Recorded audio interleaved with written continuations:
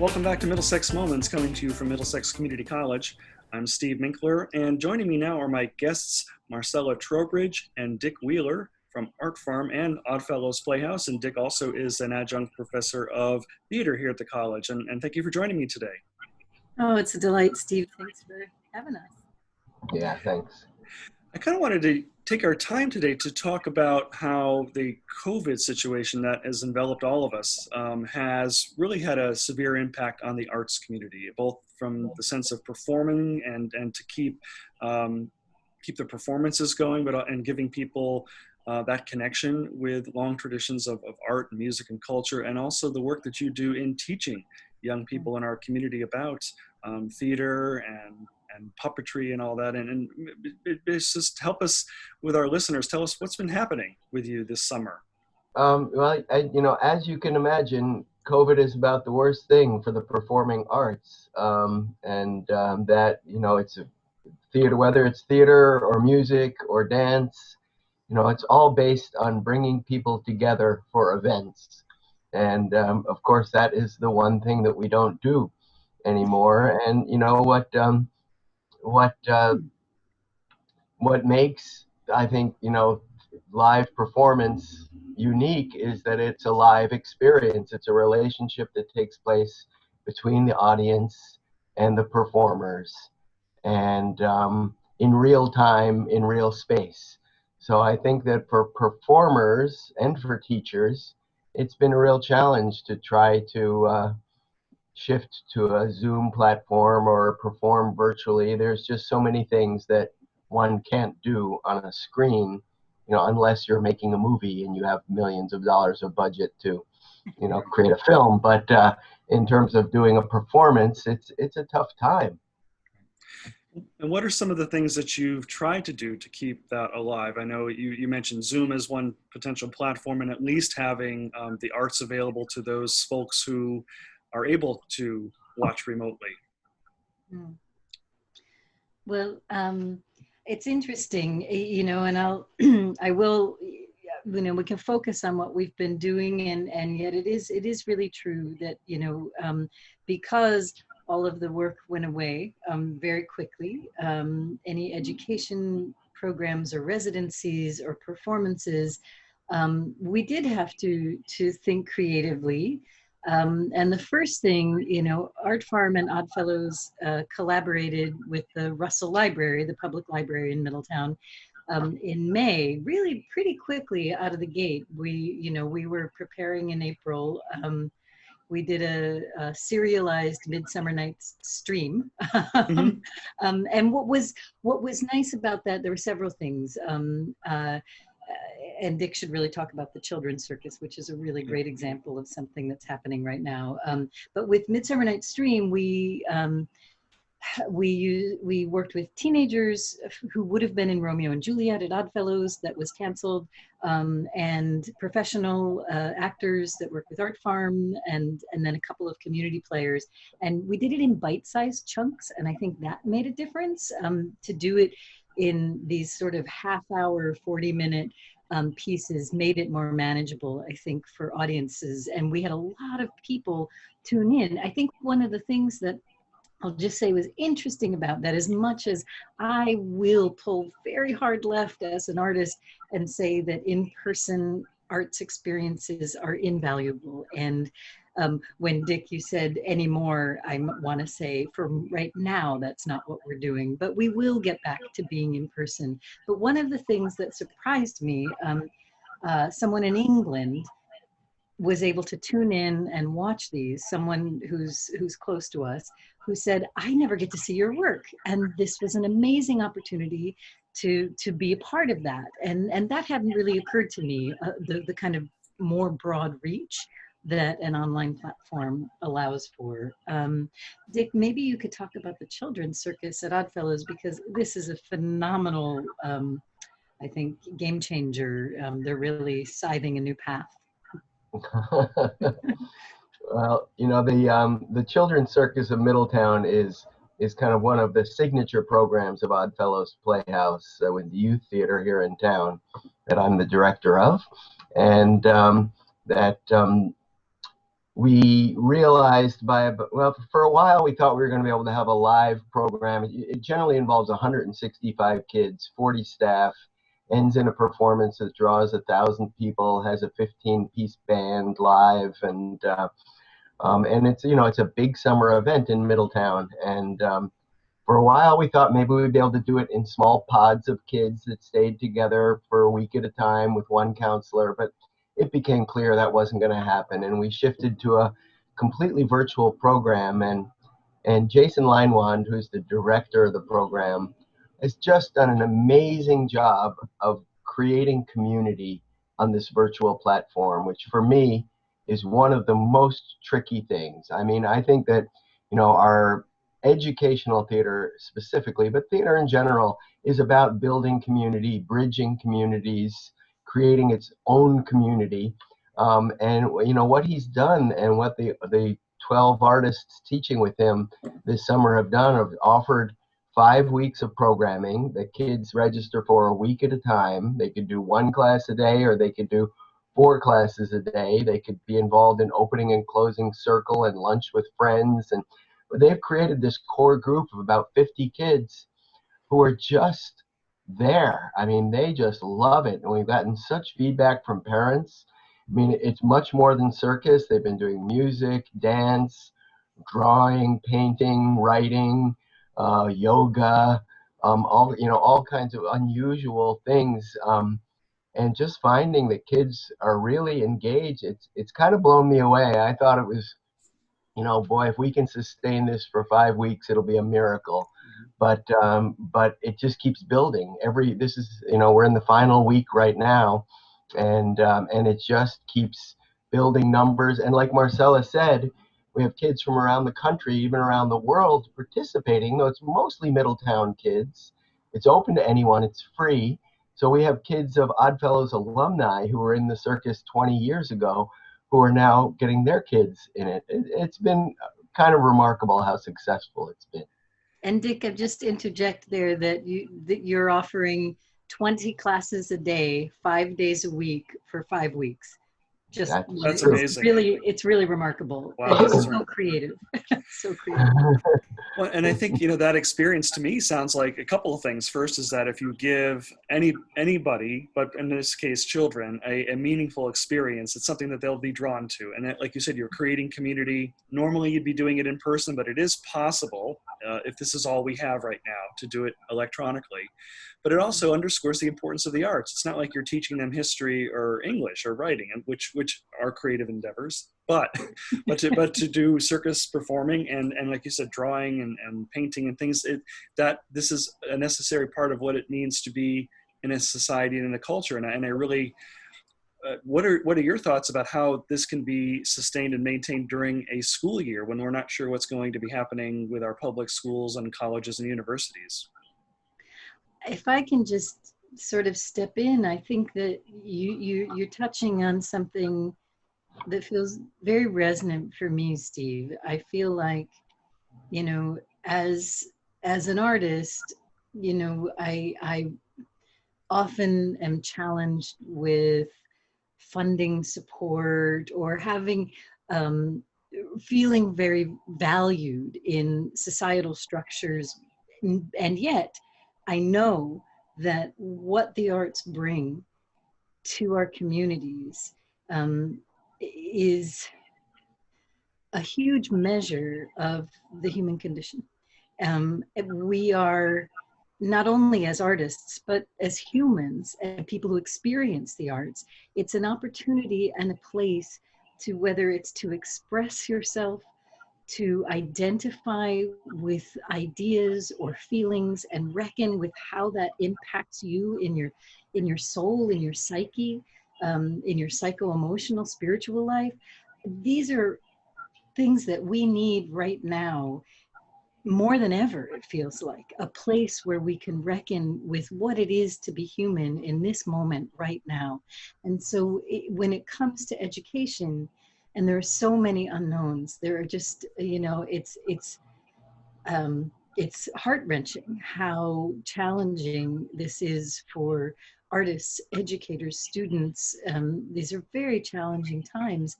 And I think one of the messages that I'm getting out of limited experience since March, is that we've got to find ways to keep it fun, to keep it creative, to keep it engaging. If it's history, if it's writing, if it's the sciences, the content still needs to be delivered. And yet, because we're asking of teachers and students to have all of these extra layers of technology, of processing in different ways.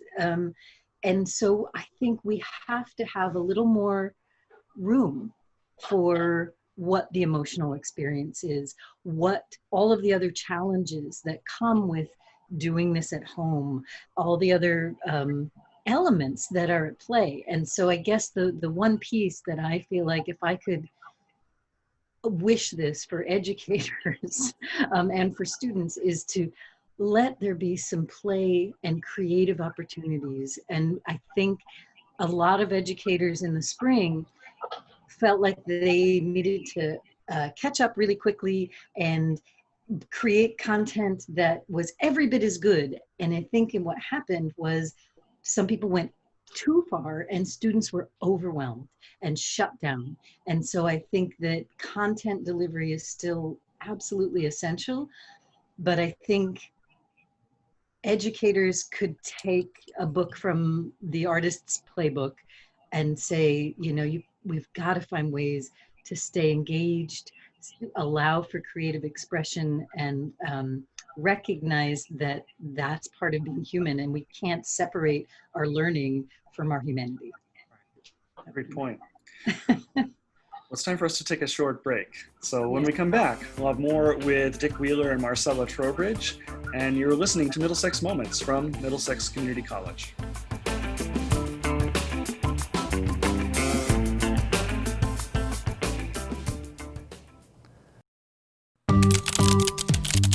Feel like the pandemic put your life on hold? In times of uncertainty, Middlesex Community College is your way forward. With several degree, transfer, and career path options, your goals are not on hold.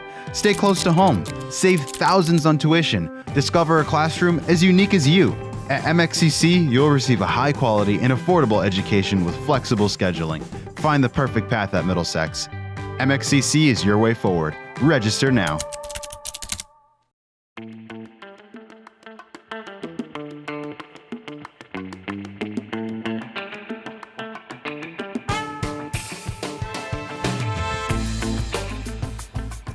Welcome back to Middlesex Moments, coming to you from Middlesex Community College. I'm Steve Minkler, together with my guests, Marcella Trowbridge and Dick Wheeler from ArtFarm and the Oddfellows Playhouse here in Middletown. And we've been talking about the impact that COVID-19 has had on the arts community, and particularly in arts education, both with the work that Dick and Marcella do, but also more broadly in our society today because of the limitations that COVID has put on gathering. And arts and music, theater, performance are all about gathering spaces. And Dick, before the break, you were talking about the children's circus that you are doing here in Middletown. How many students are involved in the children's circus this summer? Well, as the core group of kids, the ones who are sort of there every day for most of the day, for the whole 5 weeks, is about 40 or 50 kids that kind of form the core. And there's probably close to about 90 or 100 who have taken some classes during the course of the program, because you actually register 1 week at a time. So kids can make a smaller commitment or a larger, but there are about 50 kids who are kind of all in, which is amazing. And the ways they've been engaged and how it's, I've had parents just say it saved their kid's life this summer. Wow. Yeah, and earlier you were talking about how you were really surprised at how engaged the kids have been together with the teachers and using a mediated environment. So they're doing this all virtually.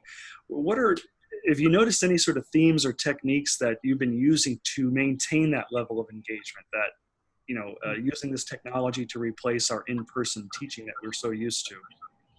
Mm-hmm.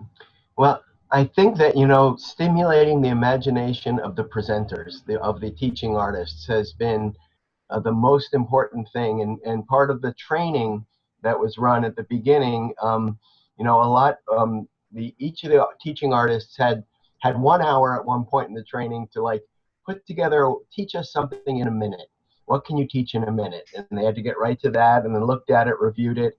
And then the second assignment the next day was, take an hour to create a character that could teach something. So Jason, the director, has really been encouraging the artists to take on personas, to think of themselves as performers, so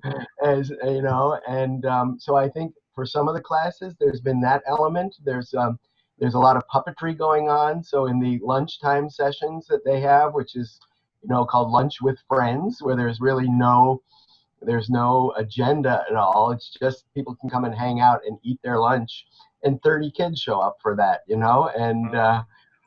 and they do a lot of puppetry. They do a lot of playing in the chat during that time. There's a lunch lady character that Jason plays that is kind of a recurring, figure. So they've created these themes throughout the summer. And one of the things that's impressed me is that, certain classes have been really popular that offer like hard skills, like stop motion animation. Kids have been learning how to create their own stop motion animation, and it's been really popular. But also, one of the most popular classes has been Chill Art Party, which is where you just, basically, the teacher puts on some music and people can draw. Okay. And then they hold up their drawings and say, here, look, I just did this. Mm-hmm. And it's just like no pressure, but, rather than just being home and drawing by themselves, these kids are drawing in a group and being able to get feedback and share and listen to the same music and chat a little bit.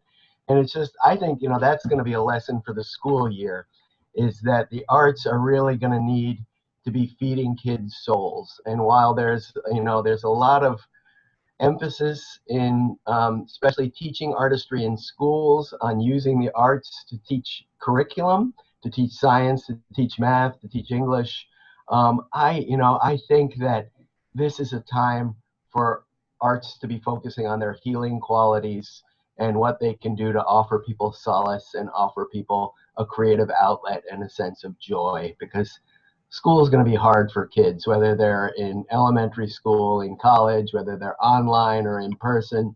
It's going to be stressful. And we artists need to be here to help people just be themselves without stress, without worry, and just think it's okay to create. It's okay to chill. I can dance. Let me dance. Yeah, and I think some of the things that we've been talking about in our program today lead me to ask you, because Marcella, earlier you were talking about that emotional draw, who we are as people. Dick, you've referred to that. This is a great opportunity, I would think, for people's creative juices to be flowing about how do you write a new performance or a new play or portray it in some sort of visual art about the experience we are going through right now. And it's not just a release from what we're doing, but to describe what we're feeling right now.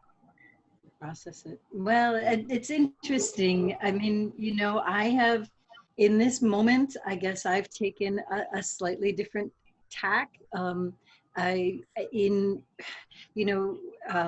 Because this isn't my normal medium. I'm an in-person kind of gal. I guess, I might divert a little bit, Steve, and talk about some of how I'm responding right now. One of the projects that I'm doing right now is an audio project.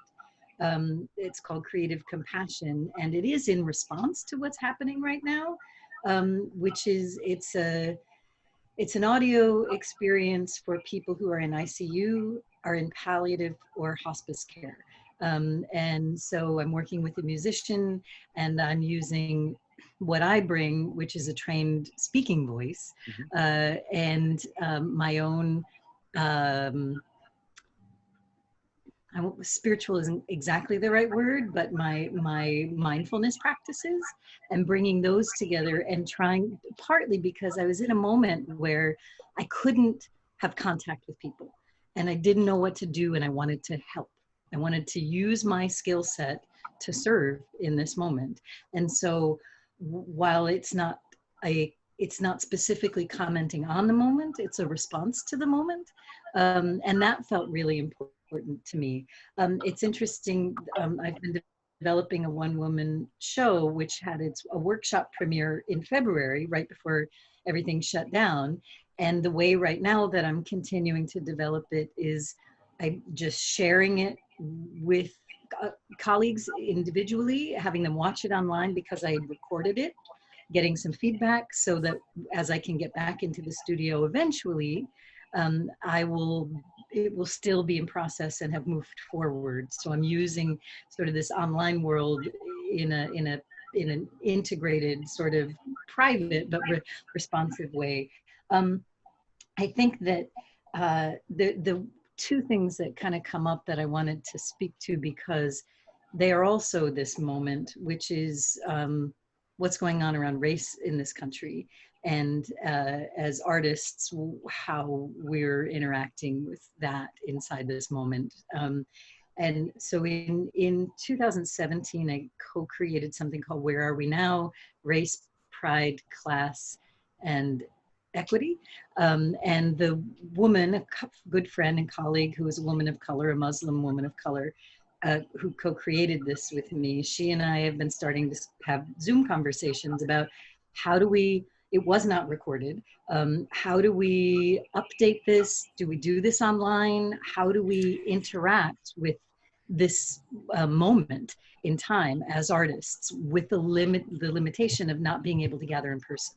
The thing I would throw back to you, Dick, something you just did this past week, I think on Friday even, is you've been doing a Kingian nonviolence training, which you were doing when things were still in person, and you just taught some Hartford public school kids this past Friday, right? That's true. I was working with the Connecticut Center for Nonviolence. They're running a program for Hartford high school students. So these are, all mostly juniors and seniors in high school, I think, and who is a summer job for them, basically doing nonviolence training. And every Friday they've been bringing in an artist to kind of both to let them have some fun, but also to try to reinforce some of the lessons that they're learning about Kingian principles of nonviolence through the arts. And so we were doing a theater workshop for the kids, focusing on conflict resolution and how to use what you know about Kingian nonviolence to deal with day-to-day situations of oppression. And it was interesting. Absolutely. I was just going to tag on really quickly to the Where Are We Now, the project around race, which maybe comes back to your question. One of the things that my colleague Anitra Brooks and I were talking about briefly was, well, now in this moment of COVID, does the piece, as we update it, need to also speak to how communities of color have been more affected by COVID? Even though in 2017, when we crafted that script, that wasn't something we were really thinking about, even though those conditions existed already. So anyway, just, trying to stay present, through how we're making choices. No, I think it does all tie together with the arts, reflecting where we are today as a society and as a people, and also reflecting the long traditions of what it means to be human and to connect our emotions to what's happening around us. And the work you both do is so valuable in our community. And with what we know now, what's coming up in the fall with ArtFarm and Oddfellows? Are there any programmatic plans coming up for the fall? Well, I'm just speaking for Oddfellows, where I just sent out a survey to our families, to basically Oddfellows families who've participated over the last 2 years, and just basically asking these questions. Would you be willing to come to indoor classes with social distancing, masks, and safety protocols? Blah blah blah. Would you want to do online? Would you want? And where we're leaning at this point, we'll see what the surveys say, but where kind of the artists and me who have met are leaning towards doing a series of outdoor workshops in September and early October, so people can actually get together in person and feel safe, but still have that in-person experience. And then, once we get into October, at that point, see where we are and if we're ready to move inside. But we're going to try outside for a while, which I'm kind of excited about. Mm-hmm. Well, and again, I was talking about the where are we now, which we're going to continue to work on. But it's also interesting because we've been also at ArtFarm talking about doing possibly some outdoor programming. You know, Steve, you and I had talked about trying to do Shakespeare in Park, having people in cars seeing ArtFarm productions. It didn't, partly because the grant are very slim right now. The funding is very low. It didn't seem to line up. But one of the things I actually had even had a vision of, I was thinking about the Grove and thinking, could I even teach something socially distant in the fall? You know, something where there's just a small handful of people and we're doing movement or Shakespeare work, so it's still cooking, and it is a little tricky because our touring shows, they tour to schools and organizations and festivals that aren't going to have guest artists. Yeah. Our residencies, they're not happening. I was supposed to teach in England in June. I was supposed to be teaching in Berlin, Germany in the fall semester for part of it. That's not happening. Yeah. It's very difficult, especially ArtFarm. We don't have our own space, so that's a blessing and a curse. It means we're not going to be invited into other spaces who are educational spaces or performative spaces that are trying to navigate their own sort of insular systems. It becomes a little more complicated as a nomadic touring company. But we'll see. We'll continue to have some online presence, and I'll try to keep leaning into my discomfort around teaching online, and then hope we can do as much safely in person as possible. And we're just going to try and stay light on our feet. Yeah. And I hope that is possible. And, again, both of you are such great friends of the college, and anything we can do to help you at all, we look forward to doing so as we can in the fall semester. So we're so lucky to have a relationship with you. Thank you, Steve. So I really want to thank Marcella Trowbridge and Dick Wheeler for joining me today. Thanks both of you for your time. And many thanks to you, our listeners, for joining us for another edition of Middlesex Moments. We are slowly reopening our main campus at 100 Training Hill Road in Middletown, and we will be open for a limited schedule of classes this fall. But you can always visit us online 24/7 at mxcc.edu. So on behalf of everyone at Middlesex Community College, I'm Stephen Minkler. Please be safe and be well.